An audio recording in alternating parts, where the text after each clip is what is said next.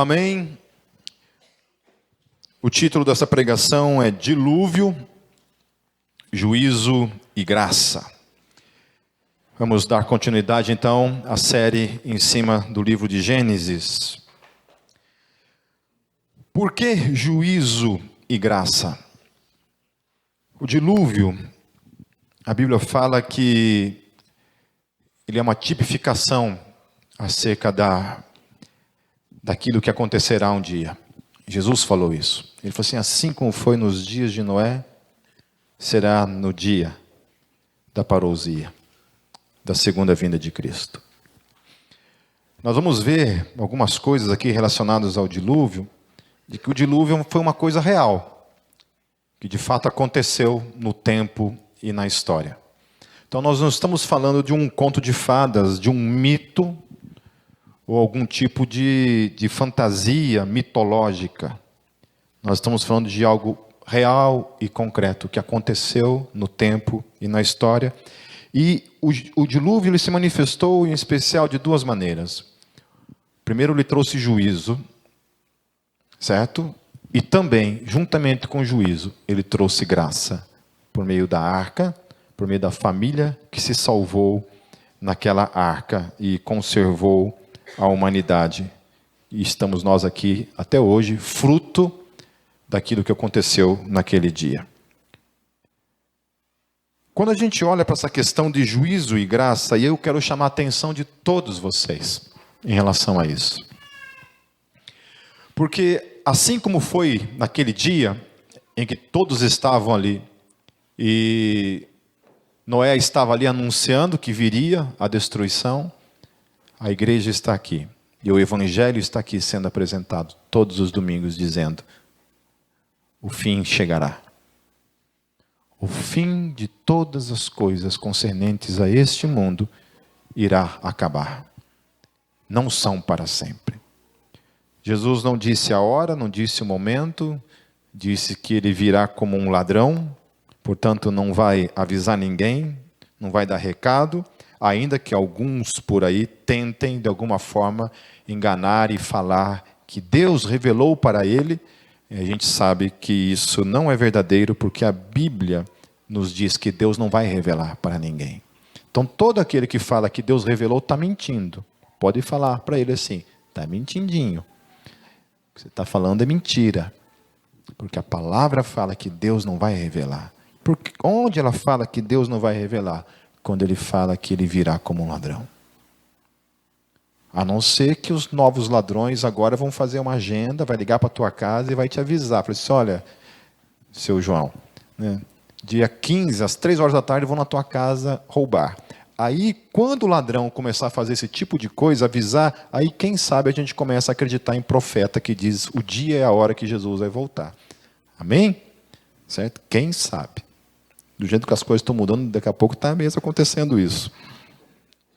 Então, quando a gente olha para isso, meu querido, a gente tem que estar atento justamente por isso. Porque assim como foi um fato histórico que aconteceu, o dilúvio, também da mesma maneira as coisas estão, então, caminhando para o dia em que novamente Deus irá trazer juízo e graça em definitivo. Aí não tem mais segunda chance, aí é definitivo e ponto final.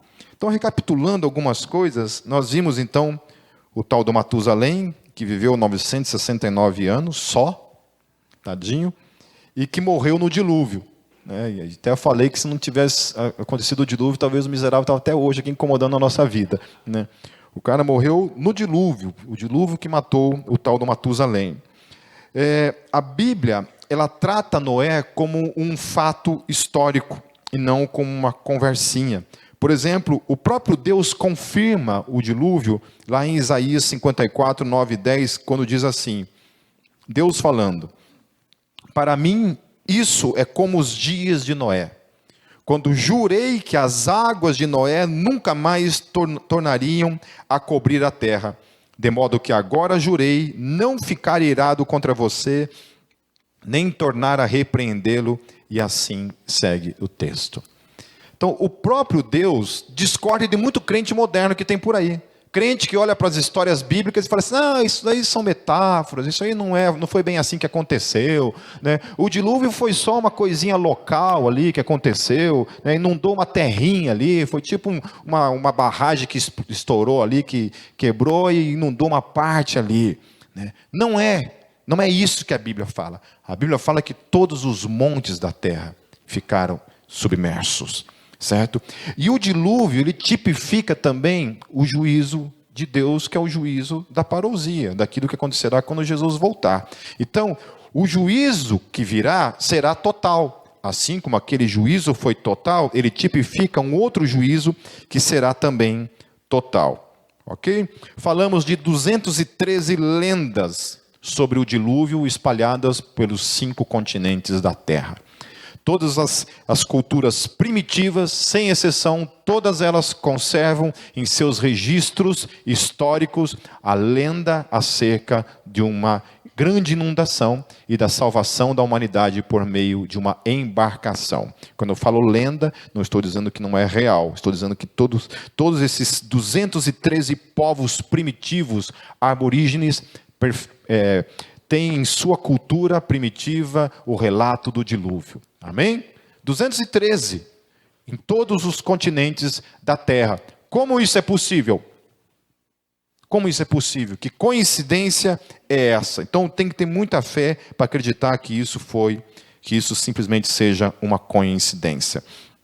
Por exemplo, foi encontrado recentemente uma tabuleta de 4.000 anos. De 4.000 anos, encontrada no Iraque, que relata a história do dilúvio. Uma tabuleta de 4.000 anos atrás, mais uma encontrada então. Quando eu assisti esse documentário falando dessas 213 relatos, né, nem tinham encontrado ainda essa tabuleta lá no Iraque. Então já tem mais uma. Então vamos subir para 214 já. Relatos acerca do dilúvio espalhados pelo planeta Terra. Além desses relatos, dessas culturas primitivas, né, alguém me perguntou, há 2 semanas atrás, Pipe, mas cadê a arca então? Onde está a tal da arca de Noé? Né, que depois a gente vai ver que o texto fala que a arca ficou alojada lá no Monte Ararat. Né? E aí toda a questão ligada à impossibilidade de ter encontrado essa arca, é porque o Monte Ararat ele fica o tempo todo congelado. O tempo todo ele é frio por causa da sua altura, o tempo todo ele é congelado. Então, há raros dias em que é possível subir nele, tentar encontrar, procurar e achar, então, a tal da arca. Porém, eu posso passar para vocês amanhã um documentário que mostra diversos relatos oculares. Pessoas que viram, de fato, a arca, conseguiram subir lá, alguns entraram na arca, alguns apenas fotografaram a arca, e alguns visualizaram essa arca por meio de aviões. Além de todo o território ali, e isso não é somente um mito, todos ali sabem que existe lá no Monte Ararat uma grande embarcação que está lá, ok? A comunidade científica, obviamente, ignora isso por completo, porque há razões para ignorar isso por completo. Eu estive hoje de manhã no 3º simpósio do Design Inteligente aqui em Curitiba, e estavam lá dois doutores, o Dr. Marcus Eberlin e o Papa do Design Inteligente, que é o... Meu Deus, fui na palestra do cara e esqueci. Michael Behe, que é o cara que escreveu A Caixa Preta de Darwin. E ver esses caras hoje falando sobre ciência e provando por meio da ciência a existência de Deus, queridos, eu tive uma manhã hoje poderosa. E o melhor de tudo, de graça. Pobre é uma porcaria, né? De graça. Eu fui lá e assisti esses 2 caras falando durante mais de 2 horas, provando por meio da ciência a existência de Deus. Porque tem que ter muita fé, meu querido, para acreditar que o universo, da forma como ele funciona, tenha simplesmente surgido do acaso. Então, há centenas de relatos a respeito disso. Então, as pessoas perguntam para mim, como é que está lá? Eu falei, está lá. Há relatos acerca disso. Há relatos de pessoas que viram, relatos oculares acerca disso, ok?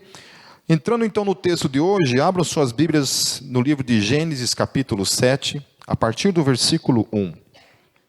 Diz assim: Então o Senhor disse a Noé: Entra na arca, você e toda a sua família, porque você é o único justo que encontrei nesta geração. Acho interessante a Bíblia falar isso, né? Deus olha para toda a humanidade tinha se corrompido na sua quase que totalidade, para não dizer na sua totalidade, e só havia sobrado um único homem para quem Deus olhou e viu que era um coração justo, então Deus decide usá-lo. Versículo 2: Leve com você 7 casais de cada espécie de animal puro, macho e fêmea, e um casal de cada espécie de animal impuro, macho e fêmea. E leve também 7 casais de aves de cada espécie, macho e fêmea, a fim de preservá-las em toda a terra. Então, fazendo um parênteses aí, alguns até propõem que há uma suposta contradição entre o capítulo 6, versos 19 e 20, e o capítulo 7, porque lá no versículo 19 e 20 do capítulo 6, a Bíblia diz assim: faça entrar na arca um casal de cada espécie. Então os caras falam, Deus está se contradizendo, porque uma hora Deus falou que tem que entrar um casal, mas aqui agora no capítulo 7, Deus dá uma especificação a mais, Deus fala que não, tem que ter 7 casais de animais limpos, 7 casais de animais que voam e um casal de animal impuro. Então Deus está se contradizendo, né? Então os caras conseguem olhar para isso com uma contradição, e qualquer pessoa que tem um pingo de inteligência, né, entende que Deus está sendo mais específico apenas no capítulo 7, então Deus não está se contradizendo, Deus está apenas sendo mais específico no capítulo 7. Outra questão são os questionamentos em relação aos animais que couberam na arca. Como foi possível caber na arca? Né? Então existem 1.250.000 espécies de animais. Uma vez eu tive um debate com alguns ateus e ateus evolucionistas que propuseram isso, né? Como é que coube lá? Como é que coube 1.250.000 espécies de animais no mundo? Daí se multiplica por 7, né?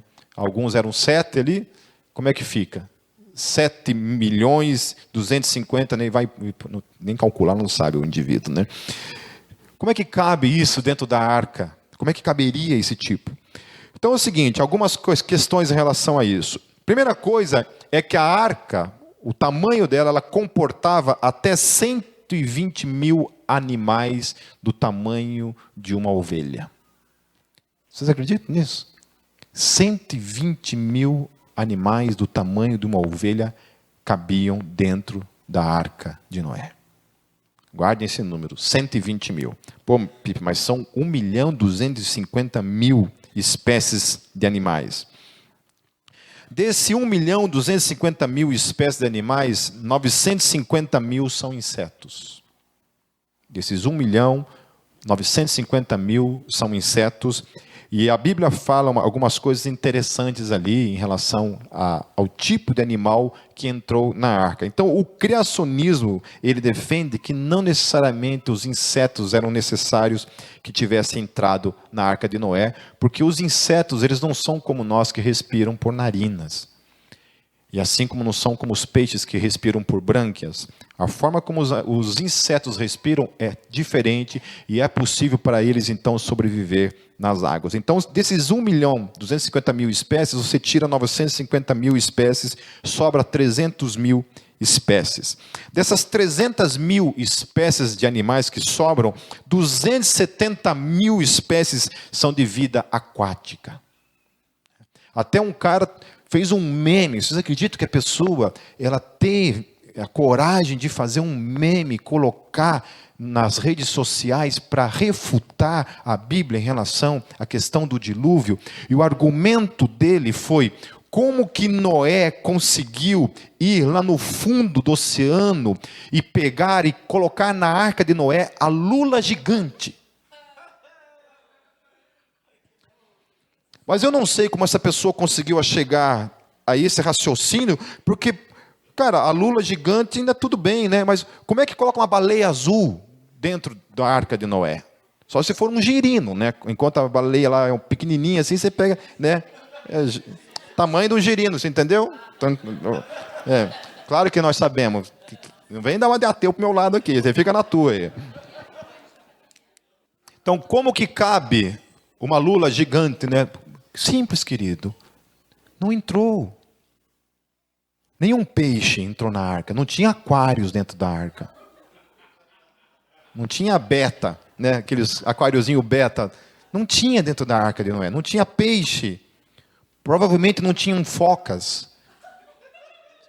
Provavelmente não tinham leão marinho. Provavelmente não tinham animais que sobreviviam na água tranquilamente. Ok? Não tinham peixes, não tinham mamíferos aquáticos de toda forma. Certo? Então, sobram 30.000 espécies ainda para entrar na arca de Noé. Ok? Quantos animais eu falei que cabiam na arca? 120.000 animais cabiam na arca. Porém, 30.000 ainda é coisa pra caramba. Porque vezes 7 complica. Certo? Alguns aqui vezes 7. Então, desses 30.000, 6.200 são anfíbios, 8.240 são répteis, 5.420 espécies de aves, mamíferos, e 9.960 espécies de aves. Como que você resolve essa questão, então, em relação à arca de Noé, a caber dentro dela, a possibilidade de caber dentro dela ainda tantos animais? O problema é que na Bíblia, a palavra espécie, no hebraico, baramim, significa tipo básico. Diferente da ciência hoje, a taxonomia, que trabalha com variações. Então, por exemplo, entrou um cachorro, um casal de cachorro, ou 7 casais, ou um casal que tenha sido. Provavelmente um casal, porque eu acho que é considerado como animal impuro, porque não é animal que você se alimenta, você não pode comer cachorro na Bíblia Sagrada. Ok? Gatos, entrou um casal de gatos, entrou um casal de felinos, ok? Um casal de cães, ou um casal de lobos que tenha sido. A Bíblia chama isso de espécies básicas, ok? Então é diferente. Essas, então, 30.000 espécies que sobraram aqui, não são 30.000 espécies básicas. Então, o criacionismo defende que só são necessárias 1.000 espécies básicas. Dessas 1.000 espécies básicas, é possível dessas 1.000 espécies básicas nascerem todas as outras 30.000 espécies que se derivam dessas espécies básicas. Entenderam isso? Então, era necessário apenas entrar na arca de Noé, 1.000 espécies de animais. Então, 1.000 vezes 7 ali, dá 7.000. Né? De aves, mais 7.000. Então, mais ou menos ali, teria que ter entrado na arca. Se entraram de fato 1.000 espécies básicas, mais ou menos entre 14 a 15.000 espécies de animais entraram na arca. Desculpa, espécies não. Animais entraram na arca. Ok? Certo?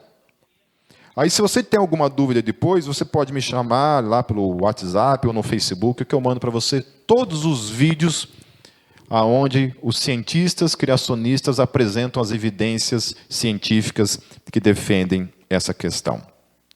Então, quando te falar, como é que coube lá, como é que colocou a lula gigante lá? Eu falei, não entrou, querido. Pô, mas a Bíblia fala todos os animais. Não, filho, a Bíblia fala todos os animais que respiram por narinas. Lula respira por narina?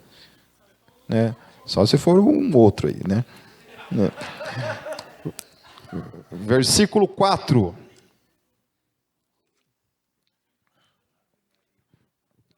Daqui a 7 dias farei chover sobre a terra 40 dias e 40 noites, e farei desaparecer da face da terra todos os seres vivos que fiz. E Noé fez tudo como o Senhor lhe tinha ordenado. Noé tinha 600 anos de idade quando as águas do dilúvio vieram sobre a terra. Noé, seus filhos, sua mulher e as mulheres de seus filhos entraram na arca por causa das águas do dilúvio. Casais de animais grandes, puros e impuros, de aves, de todos os animais pequenos que se movem rente ao chão, vieram a Noé e entraram na arca, como Deus tinha ordenado a Noé. E depois dos 7 dias, as águas do dilúvio vieram sobre a terra. No dia em que Noé completou os 600 anos, 1 mês e 17 dias, nesse mesmo dia, todas as fontes das grandes profundezas jorraram, e as comportas do céu se abriram, e a chuva caiu sobre a terra 40 dias e 40 noites. Eu acho interessante essa questão dos detalhes que o texto traz, né? Por exemplo, 600 anos, 1 mês e 17 dias. Então, assim, quem está querendo propor algum tipo de conversa, algum tipo de mitologia, para que se prender em detalhes? Se isso aqui não é verídico, se isso aqui não é verdade, se isso aqui não tem o propósito de ser uma coisa verdadeira, ninguém se prende em detalhes como esse. Então, se prendam nesses detalhes. Ele está apontando, olha, foi ali, ó, naquele dia, naquela hora, naquele momento em que aconteceu tudo isso. E aí o seguinte, uma coisa também que a gente passa despercebido, que muita gente pensa muitas vezes, é que o dilúvio foi chuva, só chuva, foi isso que aconteceu. Né? Deus mandou uma chuva lá, 40 dias ficou chovendo, e aí o mundo todo ficou embaixo d'água diante dessa tamanha chuva incessante durante 40 dias. Né? Algumas pessoas duvidam que é possível o mundo todo ficar embaixo d'água somente por chuva. Né? Não estou defendendo essa ideia somente da chuva, mas, cara, quem já esteve aqui no centro de Curitiba, e não precisa 40 dias. Você precisa de uma horinha de chuva, depende do volume, meu querido. Olha, se você não sabe nadar, pode entrar no prédio aí. Quantas vezes a gente está aqui no centro, às vezes assim, e vem aquela chuva assim, torrencial, de 1 hora, assim, o troço vira um caos. Nós estamos falando de 1 hora de chuva, de 2 horas de chuva. Não estamos falando de, imagine isso acontecendo durante um dia, o que vira essa cidade? Que é cercada de rios para todos os lados. Vamos orar para Deus fazer um teste aí? 40 dias e 40 noites. Mas uma coisa que o texto está falando, ele fala assim, todas as fontes das grandes profundezas jorraram. Então não foi somente água de chuva, foi água que brotou da terra. As fontes da terra. É a teoria das hidroplacas. Ela apoia o relato dessas grandes explosões de rios que estavam embaixo da água e que vieram à tona e que inundaram a terra também. Então, o dilúvio ele foi a soma de 3 eventos. Chuvas, durante 40 dias e 40 noites, torrenciais, incessantes. Fontes das águas que estavam debaixo da terra também vieram com tamanho poder destrutivo, inundando tudo, e houve uma terceira catástrofe que também os criacionistas defendem que há evidências para isso, que caíram sobre a terra também meteoros, que destruíram também muito daquilo que estava sobre a terra. Ok? Depois eu vou mandar tudo lá no grupo da Gólgota, todos esses vídeos, esses relatos que apoiam essa questão. Então não foram somente chuvas, ok? Não foi somente chuva o que aconteceu ali. Foi chuva, água que veio de baixo e ainda catástrofes de nível de meteoritos e outras coisas que caíram sobre a terra.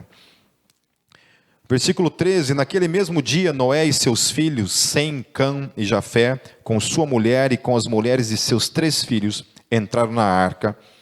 Com eles entraram todos os animais de acordo com as suas espécies, todos os animais selvagens, todos os rebanhos domésticos, todos os demais seres vivos que se movem rente ao chão, e todas as criaturas que têm asas, todas as aves e todos os animais que voam.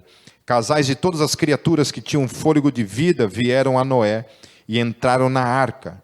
Os animais que entraram foram um macho e uma fêmea de cada ser vivo, conforme Deus ordenara a Noé. Então o Senhor fechou a porta. 40 dias durou o dilúvio sobre a terra, e as águas aumentaram e elevaram a arca acima da terra. As águas prevaleceram, aumentando muito sobre a terra, e a arca flutuava na superfície das águas. As águas dominavam cada vez mais a terra, e foram cobertas todas as altas montanhas debaixo do céu. as águas subiram até quase 7 metros acima das montanhas. Todos os seres vivos que se movem sobre a terra, os caras não sabem ler, né? Vem me propor Lula gigante aqui, né? Está aqui, ó. Todos os seres vivos que se movem sobre a face da terra. Então, quando vier aquela lulinha gigante, você esfrega lá. Tá bem? Gênesis, o versículo 21 aqui. Então, aves, rebanhos domésticos, a não ser que o cara tenha uma lula doméstica em casa, né? Animais selvagens, todas as pequenas criaturas que povoam a terra e toda a humanidade. Tudo que havia em terra seca, bem?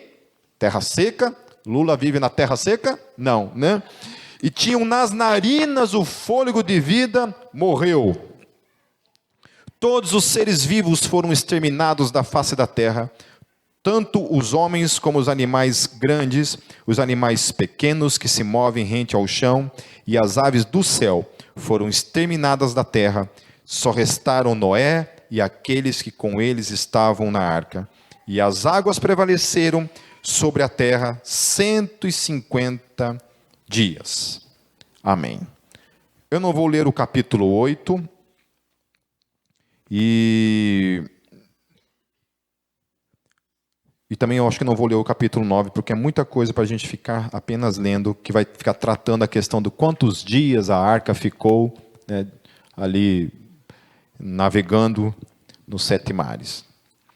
Mas uma das coisas que a gente pode entender nesse texto, a primeira questão é a questão da situação de Noé. O texto fala lá em Hebreus capítulo 11, verso 7, diz assim: pela fé Noé, divinamente avisado das coisas que ainda não se viam, temeu e para a salvação da sua família, preparou a arca pela qual condenou o mundo e foi feito herdeiro da justiça, que é segundo a fé. Quando a gente está falando de fé, existe muito um conceito meio furado acerca de fé. E muita gente se utiliza desse conceito furado de fé para fazer coisas que não tem nada a ver com fé. Tem a ver com qualquer outra coisa, menos com fé, a fé bíblica, a fé que a Bíblia nos ensina. Então, por exemplo, quando a Bíblia fala assim, que Noé teve fé, que tipo de fé que nós estamos falando? Ele estava lá um belo dia, falou assim, estou sentindo de Deus, que eu acho que eu tenho que construir uma embarcação, que eu acho que vem chuva aí. Foi assim? Não? Foi ou não? Não. Como é que foi? Noé estava ali, Deus se revela para Noé e fala, olha, vai acontecer isso. Fé, meus queridos, é agir em cima da palavra de Deus.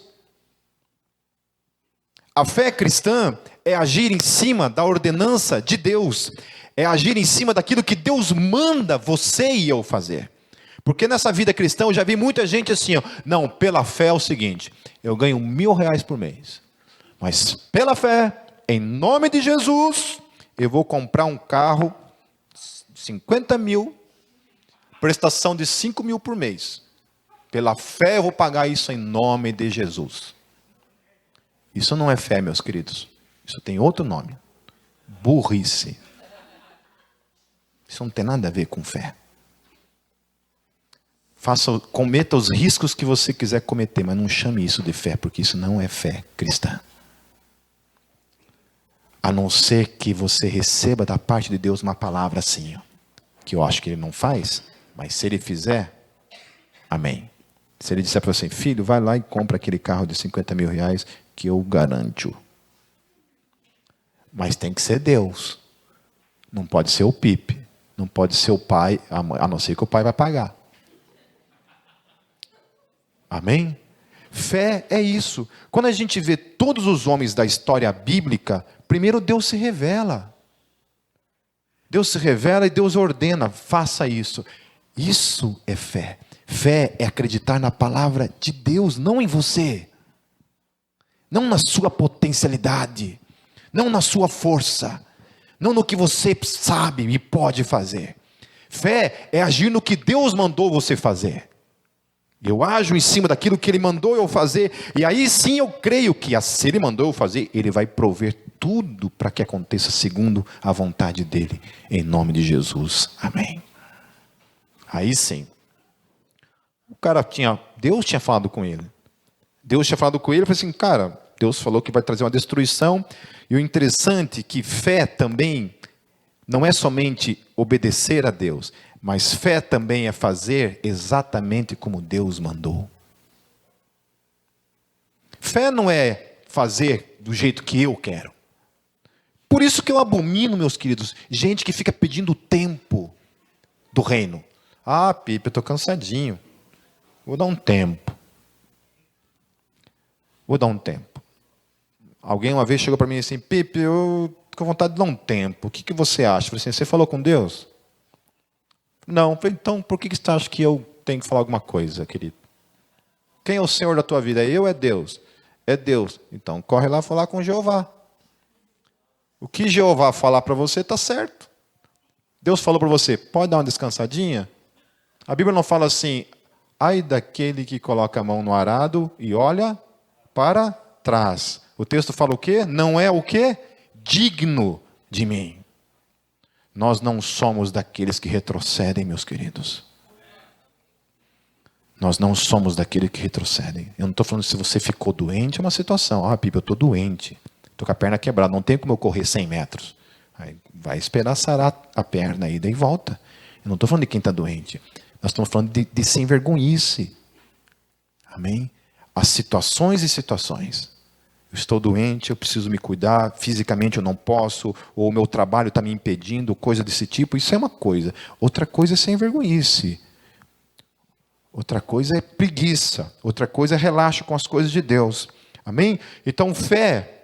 A fé de Abraão é uma fé que age segundo o que Deus fala, então Deus precisa falar no teu coração. E aí você toma uma atitude de fé, de obediência. Então fé e obediência é uma coisa, que caminham, são duas coisas que caminham juntas. Fé e obediência. Porque só fé também não adianta nada. Jesus não falou assim, crê tu que Deus existe? Creio. Então fé não é crer que Deus existe. Porque se for assim, os demônios também têm fé.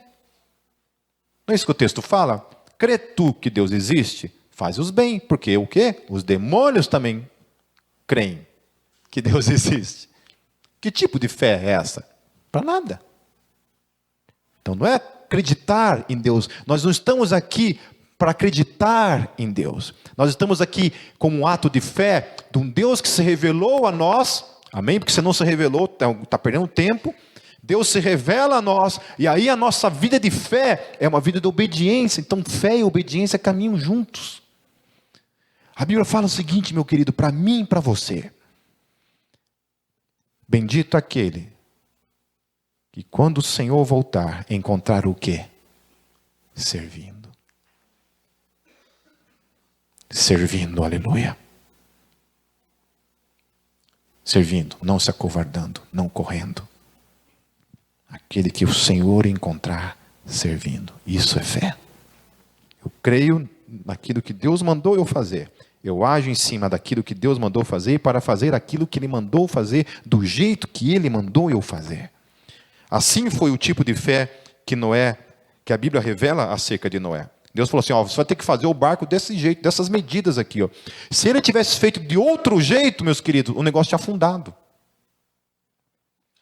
As medidas ali, todos aqueles que são cientistas e trabalham em cima das medidas ali, as medidas eram perfeitas para que o barco realmente resistisse a tudo aquilo que estava acontecendo, né, as águas, as ondas e tudo que sofreu aquela embarcação, e ela resistiu. Né, tanto que está até hoje lá no Monte Ararat, debaixo de gelo, existindo por mais ou menos, o dilúvio foi mais ou menos entre 6.000 e 4.000 antes de Cristo, então mais ou menos uma embarcação de 8.000 anos está lá, de madeira, ainda está lá. Então a fé cristã, meus queridos, de longe ela se assemelha a qualquer tipo de fé que está sendo falada aí fora. Amém? É uma fé que nasce em Deus e é uma fé que gera obediência. Amém?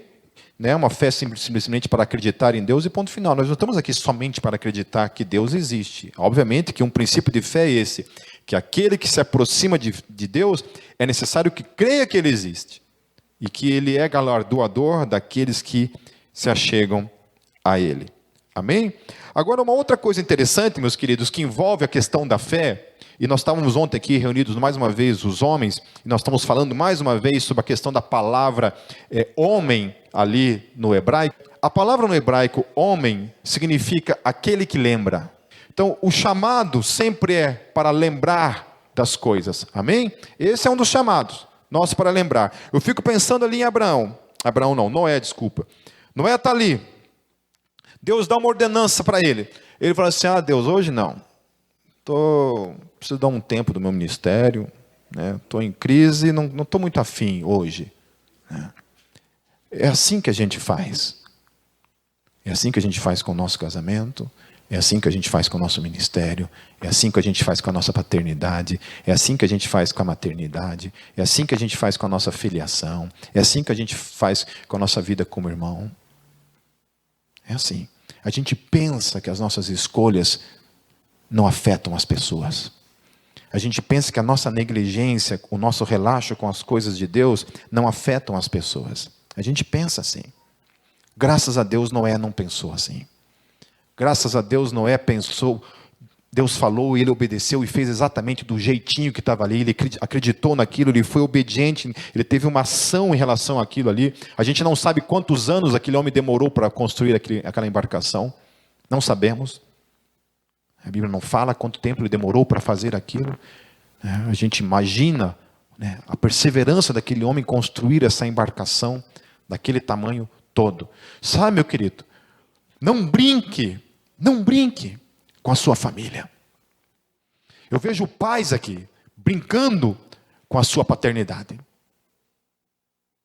Se amanhã, meu querido, teu filho, tua filha, se criar fora do Evangelho, não querer mais saber do Evangelho, ter ódio, raiva do Evangelho, a culpa não é de Deus. E não tem nada a ver com essa igreja. Cada um de nós carregamos sobre nossas vidas a responsabilidade de ensinarmos aquilo que Deus fez no passado, Deus fez na minha vida, e agora Deus está ali para fazer na vida dos nossos filhos, em nome de Jesus. Se Noé não tivesse sido obediente, meus queridos, toda a família dele tinha se lascado, e todos nós tínhamos se lascado. Todo mundo tinha se ferrado. Então pense nisso. A minha desobediência hoje, no agora, nesse momento do pipe, toda a minha desobediência, eu vou colher lá na frente. E toda a minha obediência, eu também vou colher lá na frente. Por isso que obedecer, meus queridos, é o melhor caminho. Obedeça em nome de Jesus. Sabe, eu gosto muito daquela palavra quando Paulo fala assim: eu esmurro o meu corpo e o reduzo à servidão. Porque não é só você que tem preguiça. Não é só você que não quer vir para a igreja. Não é só você que não quer ler a Bíblia. Não é só você que não quer orar. Não é só você que peca. Não é só você que tem desejo todo dia, todo momento. Que tem que lutar, matar um leão por dia. Às vezes mais. Não é só. Todos nós, sem exceção. Todos nós, sem exceção. Hoje, meus queridos, minha esposa ficou em casa mais uma vez. É o quarto domingo que ela não vem.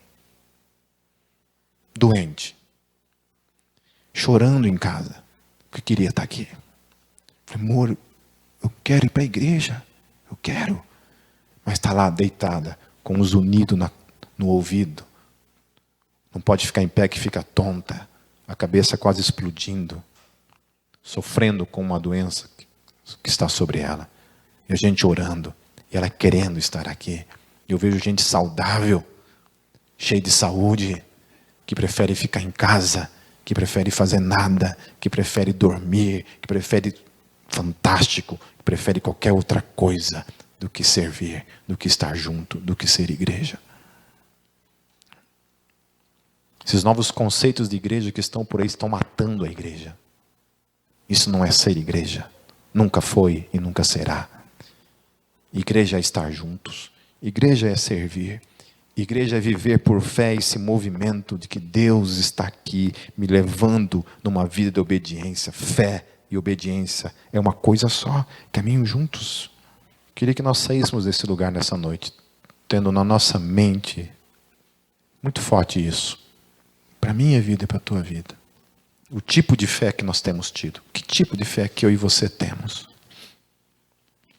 É uma fé que ouve Deus e está preocupadíssimo, acima de tudo, com a voz dEle, com a palavra dEle, em obedecer o que Ele mandou, ou está preocupado apenas, estou desanimado. Lembre-se disso, meus queridos, e vão para casa com isso nos corações. Que um dia o Senhor voltará, e Ele quer encontrar a mim e a você, servindo. Amém? Quem está disposto a isso? Amém? Servindo. Vamos fechar nossos olhos.